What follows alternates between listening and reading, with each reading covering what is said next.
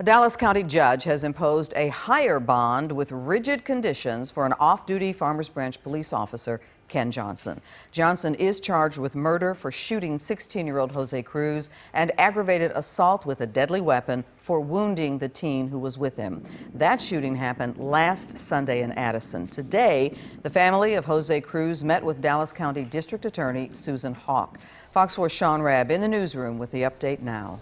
Yeah, Clarice, Ken Johnson's total bond is now $300,000. The judge did grant most of what the district attorney was looking for in a motion filed late Friday that asked for Johnson's original bond on the murder be reinstated to $250,000. The family of Jose Cruz met for about 45 minutes with the district attorney. Cruz's mother pleased. Bien, gracias. Learning off-duty Farmers Branch police officer Ken Johnson will have to come up with more money if he wants to stay out of jail for the murder of Jose Cruz and meet some conditions not previously in place. Increasing the bond, putting the restrictions, taking away his passport, taking away his gun, access to witnesses, the basic protection of the family and other individuals who may be witnesses.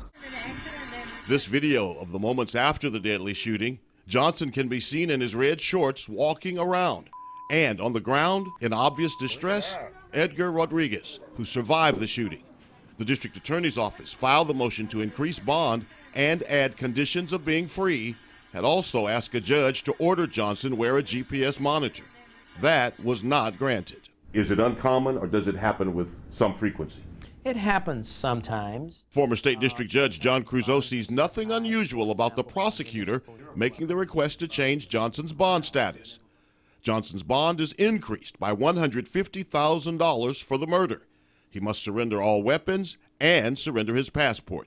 He can have no communication with witnesses and cannot leave Dallas County. I'm sure if he'd trade doing those for staying out of jail, as opposed to having a high bond and not being able to post that bond and having to stay in jail. Creuzot says Johnson has a lot to worry about. I think at a minimum he's done a lot of things that are outside policy and perhaps in violation of the law. Of course, that's what this is about, whether it's a violation of the law. The police department will take care of the policy stuff.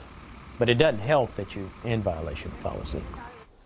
Johnson will not go back into custody immediately. He'll be given a reasonable amount of time, 24 to 48 hours, to come up with the additional bail necessary to make bond. Now remember, bail, or what must be put up to get a person out of jail, is 10% of the bond amount. So he'll have a day or two to come up with another $15,000. And if he doesn't raise it, the sheriff will dispatch deputies to pick him up. Good background information, Sean. Thank you.